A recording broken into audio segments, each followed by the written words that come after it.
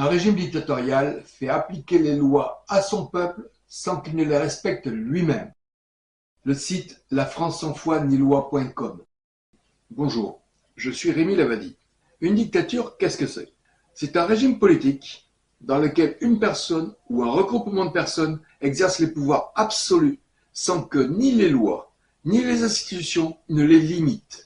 Tout ce que vous allez voir dans cette vidéo sont les conséquences d'avoir croisé M. Daniel Trouvé, juge président du tribunal de grande instance de Bayonne et en concomitance adjoint au maire au sein de la commune de Gujan-Mestras, alors que j'étais sous thérapie contre le virus de l'hépatite C. Et les mots qu'il m'a dit le jour où je l'ai rencontré: je vous souhaite bien du plaisir, M. Lavadi, quand vous allez saisir la justice. Selon la plainte déposée contre les avocats Maître François Lally et Maître Francis Laporte, ainsi que leur commanditaire M. Thierry Hardy, j'ai saisi le bâtonnier de Bordeaux. Il y aura 3 avocats successifs qui vont instruire les affaires, l'enquête. Et chacun d'eux déterminera qu'il n'y a rien à reprocher aux avocats Lally et Laporte. Les bâtonniers dont il s'agit sont Bernard Condat, qui a été accusé de viol sur ses clientes dans son bureau en date du 16 octobre 2004, fait la une des journaux de Sud-Ouest. Il a été relaxé. Jean-Paul Baille, le bâtonnier, qui prendra sa suite, et Yves de la Valade, bâtonnier de Bordeaux. Ils détermineront qu'il n'y a rien à reprocher aux avocats. Je ne recevrai pas le verdict du bâtonnier. Il faudra que j'en fasse la demande et je recevrai le rapport de l'enquête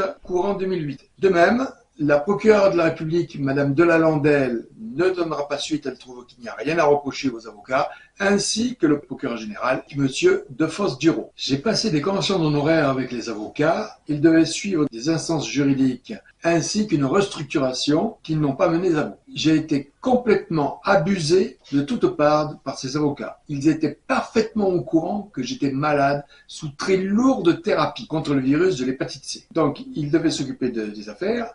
Il en sort dans une instance juridique, dans le jugement, il est noté défense absent. Or, c'est bien à cause de ce jugement exécutoire que j'ai dû prendre la décision de déposer le bilan. Je ne peux absolument pas me contenter du résultat donné par le procureur de la République ainsi que le procureur général et les bâtonniers qui ne sont absolument pas prononcés. Je relève un point important. Une société est une personne morale et elle a la même valeur juridique qu'une personne physique, c'est-à-dire un individu.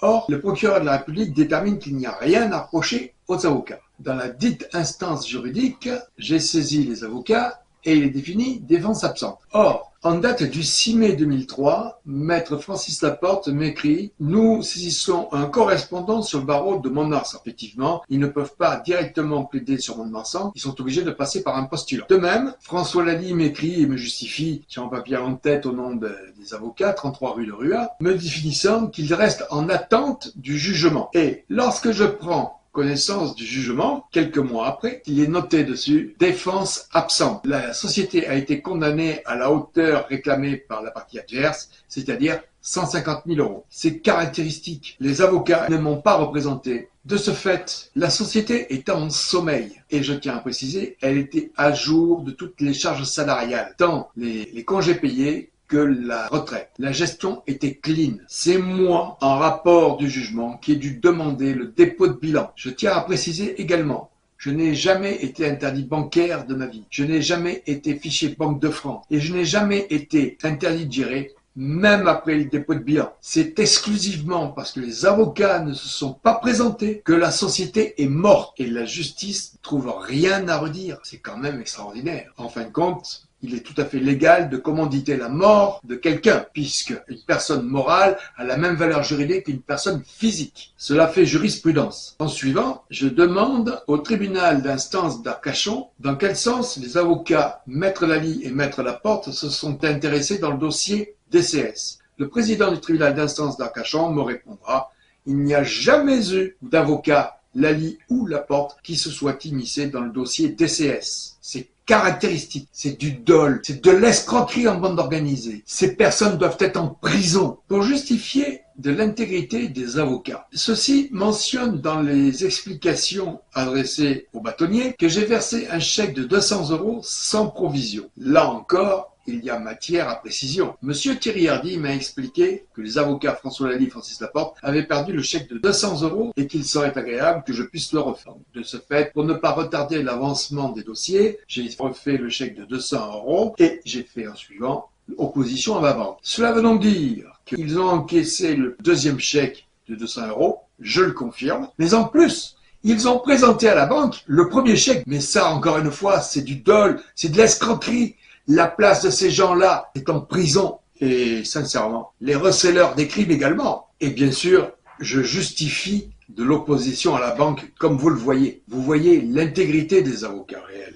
Il y a quand même des questions à se poser. Quelle était leur volonté, leur désir profond?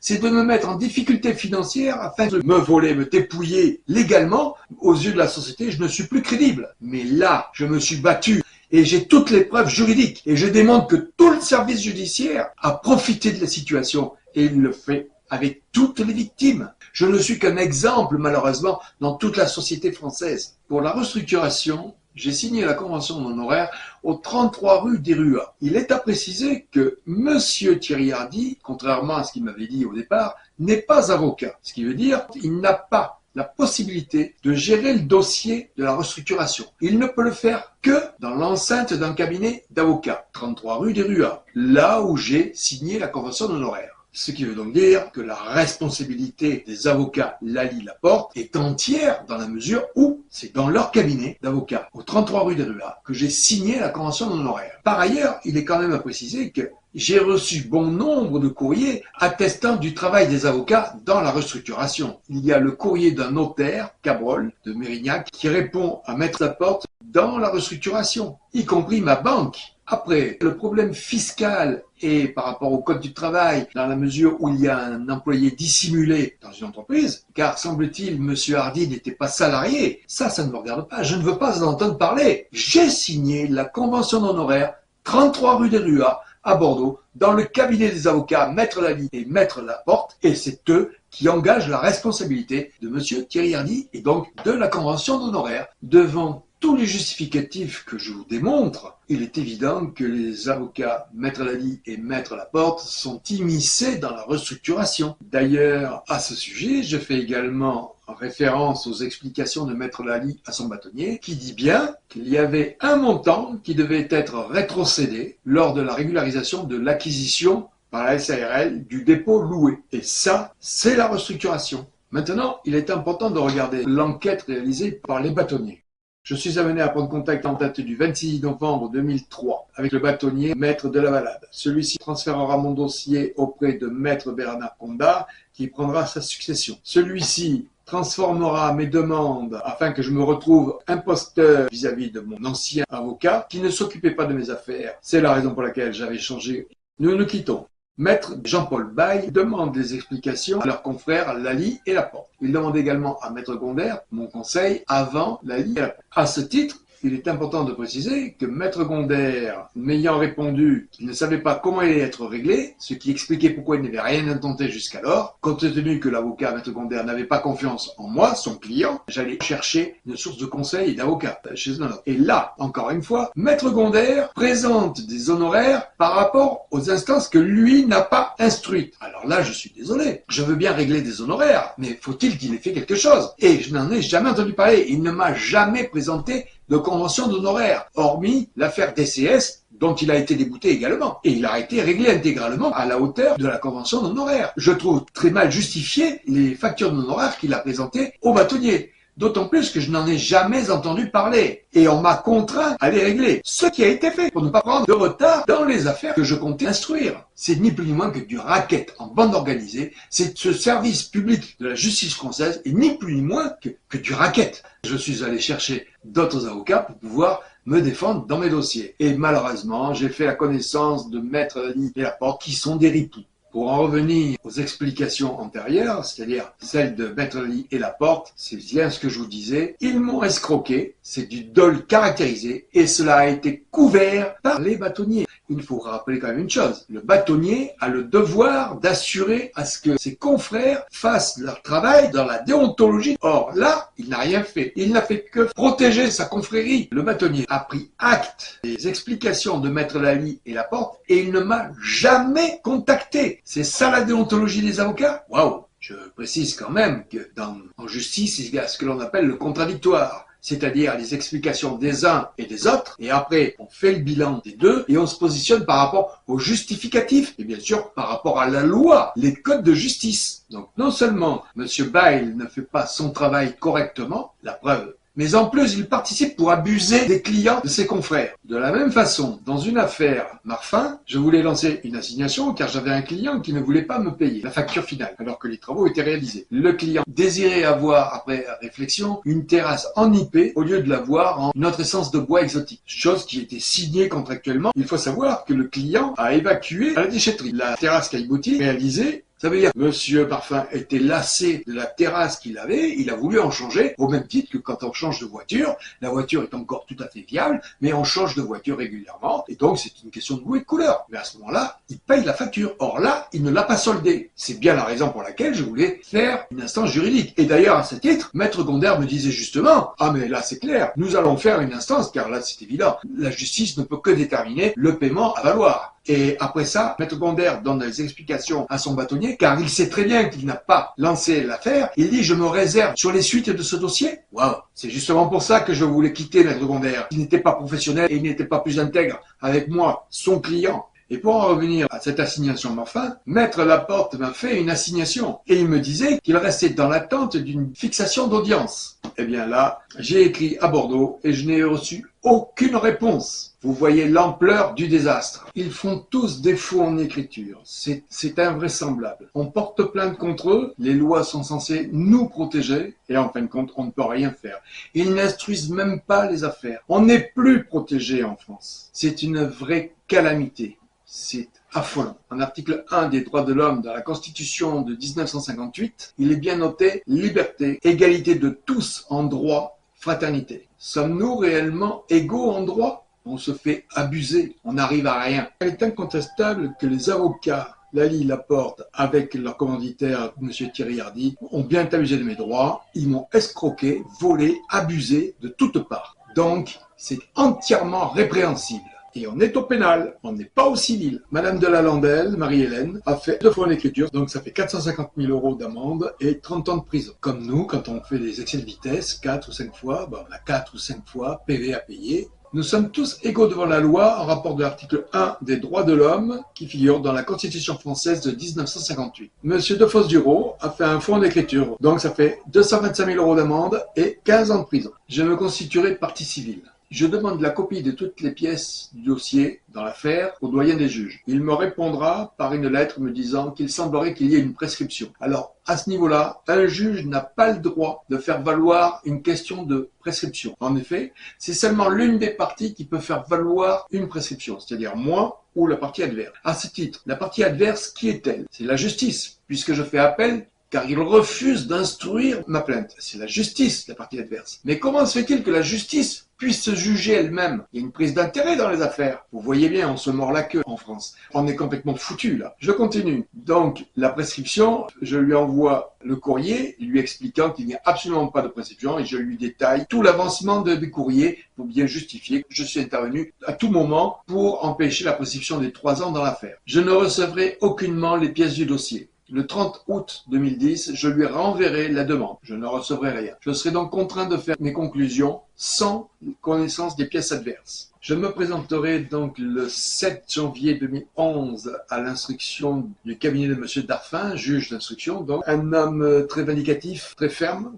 Il me coupera la parole sans cesse, je ne pourrai jamais avancer dans toutes mes explications. Je présenterai ce jour-là toutes mes conclusions avec tous les chefs d'accusation et les justificatifs que je ne pourrai pas laisser ici puisque c'est un dossier de 300 pages, mais par contre vous pourrez le trouver sans problème sur le site lafrancesanfoideslois.com. Je demanderai la copie de l'instruction et ça me sera refusé. Pourtant, vous le savez bien, toute pièce où on vous demande d'apposer votre signature, on n'a pas le droit de vous refuser la copie. Alors, je vous le démontre. L'article 114-1 du Code de procédure pénale du CPP détermine bien que toutes les pièces doivent être transmises aux parties qui le demandent et on peut même les envoyer. C'est encore une fois un faux en écriture et un abus de pouvoir contre moi pour que je ne puisse pas justifier pour démontrer qu'il y a un tribunal qui n'est pas impartial. Donc, en l'occurrence, le juge Darfin fait un faux en écriture Et il est répréhensible par rapport à l'article 441-4 du Code pénal qui dit bien que toute autorité publique qui fait un faux en écriture dans l'exercice de ses fonctions doit payer une amende de 225 000 €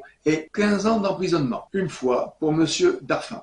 De ce fait, quelques jours après, je reçois le résultat de l'audition. C'est une ordonnance qui est sortie et elle fait état de l'extinction de la force publique. C'est-à-dire, ils font valoir une prescription dans le jugement. Il est noté qu'entre le 29 mars 2004 et le 7 avril 2008, je ne me suis pas manifesté. Donc, il y a plus de 3 ans qui se sont écoulés, ce qui fait valoir la prescription dans l'affaire. Or, c'est faux. Je vous justifie la lettre que j'ai envoyée au procureur de la République en date du 1er juillet 2007 et je demandais un rendez-vous au procureur de la République car personne ne veut me recevoir. J'ai beau envoyer tous les courriers, toutes les demandes, personne ne veut me recevoir. Comme le bâtonnier à qui j'ai demandé des rendez-vous. Le procureur en fait état et il me répondait, suite à votre lettre du 1er juillet 2007 adressée à monsieur le procureur de la République, ce qui prouve bien qu'ils ont reçu mon courrier. Ils savent bien que j'ai envoyé un courrier et que je suis intervenu. Donc c'est une prescription virtuelle, c'est bien ce que je vous disais. C'est un abus de pouvoir qu'ils font pour ne pas instruire l'affaire et donc relater tous les crimes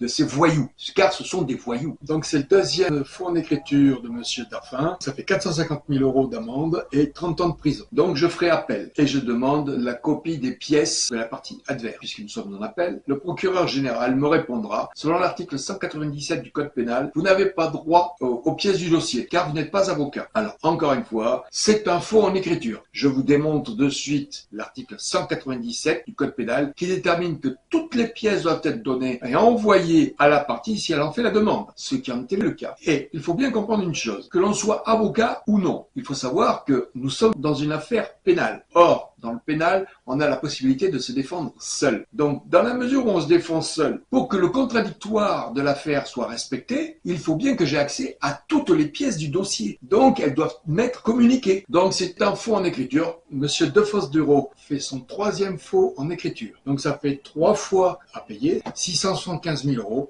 et 45 ans de prison. Nous sommes tous égaux devant la loi. Si nous devons apprendre à se limiter dans la vitesse automobile, vous devez apprendre à respecter le citoyen français et la Constitution française. Je tiens à faire remarquer le procureur général, monsieur Defosse-Duro, me l'envoie, il me l'adresse à moi pour que je le reçoive. Ne met plus son nom sur les courriers, il ne le date pas, il ne met pas à qui il l'adresse. Mais il se sent très mal, cet homme. Il sait très bien qui il est. Ils savent très bien qui ils sont. Ce sont des criminels. C'est la honte qu'il doit y avoir sur eux. Ce sont les terroristes de la démocratie française. Ne l'oubliez pas. Ils cassent tout. Ils envoient tout en l'air. Ce sont les terroristes de la République française. Donc je serai encore une fois obligé de faire mes conclusions sans connaissance des parties adverses. À ce titre, je tiens quand même à faire valoir que dans le réquisitoire est communiqué quelques années après par un corbeau du barreau de Bordeaux. Et dans ce réquisitoire, il est noté « il y a lieu à ne pas instruire ». C'est-à-dire, en fin de compte, c'est ni plus ni moins qu'un déni de justice. On me refuse l'accès au tribunal. Sommes-nous réellement en République démocratique là? Et c'est contraire en plus à la Charte fondamentale des droits de l'homme européen. En article 47, il y a noté un libre accès au tribunal afin de faire entendre sa cause. C'est ce que je souhaite démontrer et que tous les citoyens français le sachent. On a fait la révolution en 1789 pour nous faire entendre nos droits et en fin de compte, il y a un retour en arrière. Donc, je fais mon mémoire, je fais valoir la non-prescription. Et là, on me dira confirmation de l'ordonnance entreprise, car il y a prescription dans l'affaire. Donc, après l'appel, je n'ai plus qu'une chose à faire, c'est me pourvoir en cassation. Je fais valoir la non-prescription, puisqu'il faut savoir que la cassation s'est fait que pour vérifier que toutes les règles de droit ont été entreprises dans l'instruction de l'affaire, du dossier. Et évidemment, le plus simple, c'est de dire dossier non admis. Effectivement, mon dossier sera non admis, et donc, je ne peux rien avoir. C'est vous dire, c'est l'état de la France. Comprenez bien une chose, je ne suis qu'un exemple dans le système judiciaire français. Il y a beaucoup de victimes, notamment chez les agriculteurs. Pourquoi en sont-ils là? C'est très simple. Si jamais il y a un problème, comme j'ai eu avec la maladie, généralement, il y a un problème avec les charges et les crédits. On est très vite submergé et on se trouve en dépôt de bilan. Et quand on est en dépôt de bilan, c'est pas nous qui le gérons, c'est un liquidateur judiciaire. Alors, liquidateur judiciaire veut dire que vous ne gérez plus rien, et là, il vous dépouille complètement. C'est un véritable scandale. On ne tient plus, et c'est la raison pour laquelle les personnes se suicident. Et c'est bien ce qu'ils ont voulu intenter avec moi. Et bien maintenant, je le fais valoir, et je ne vais pas les lâcher. Et je vous démontre ce qu'ils sont réellement. Ce sont des voyous, ce sont des ordures. Je rappelle que toutes mes péripéties judiciaires ont débuté en 2002. Elles sont les causes directes dues à l'asservissement judiciaire qu'a mis en place M. Daniel Trouvé lorsque j'ai croisé sa route. Il était alors conseiller municipal à la mairie de Gujan-Mestras 33 470 et en concomitance juge président du tribunal de grande instance de Bayonne au moment des faits. Il a alors contacté ses hommes de main pour mettre en place une escroquerie en bande organisée au pluriel, puis il m'a prononcé cette phrase lorsque je l'ai rencontré pour la dernière fois en 2002 au sein de la mairie de Gujan-Mestras. Je vous souhaite bien du plaisir, monsieur Labadie, quand vous allez saisir la justice. Aujourd'hui, je suis à même de vous justifier que le service public de la justice française est rempli de voyous délinquants qui lancent des escroqueries en bande organisée à l'encontre des citoyens français et qui en abusent. Ils opèrent en toute impunité car il nous est impossible de faire acter des crimes et ils le savent. La République française est en péril. Le pouvoir des fonctionnaires leur font tourner la tête car ils se savent intouchables de par leur statut. Le statut du fonctionnaire est à éradiquer sous le couvert de la République française qui détermine égalité de tous. Or, le fonctionnaire n'est absolument pas l'égal d'un citoyen lambda. Les acteurs directs de l'escroquerie du monde judiciaire sont les avocats Maître Lally et Laporte à Bordeaux avec leur commanditaire Thierry Hardy. Ils ont lancé des escroqueries en bande organisée à mon encontre sur personnes faibles, malades, sous lourde thérapie consécutive à une transfusion sanguine opérée dans un hôpital français. Les personnes citées ci-après sont celles qui font partie des instructions judiciaires lancées et qui sont toutes actrices ou complices aux chefs d'accusation pour recel de crimes, faux en écriture, escroquerie au jugement, délit de justice et mise en place d'un asservissement judiciaire total depuis le jour où j'ai contacté le bâtonnier en date du 26/11/2003 et déposé plainte au procureur de la République de Bordeaux le 12 décembre 2003. Toutes les personnes étant immiscées dans mes actions judiciaires sont directement concernées par ma plainte déposée en juin 2013, à l'exception de celle étant dans le dossier Labadie contre la SARL Sable d'Argent pour loyer impayé. Plainte à laquelle je recevrai un refus d'instruire de la place du procureur de la République, c'est-à-dire un déni de justice. Comme je vous disais, il nous est impossible de faire acter des crimes que nous subissons. Maître François Lally, Maître Francis Laporte, Monsieur Thierry Hardy et Madame la procureure de la République, Marie-Hélène de la Landelle de Bordeaux, Monsieur Defosse-Dureau, procureur général de Bordeaux, Monsieur Philippe Darfin, juge d'instruction, Monsieur Boulmier, Monsieur Graf-Muller, Monsieur Louiset, Madame Poudens, Madame Nava, Monsieur Louvel, Madame Harel Dutirou, Monsieur Arnoul, Madame Teplier. Un régime dictatorial fait appliquer les lois à son peuple sans qu'il ne les respecte lui-même.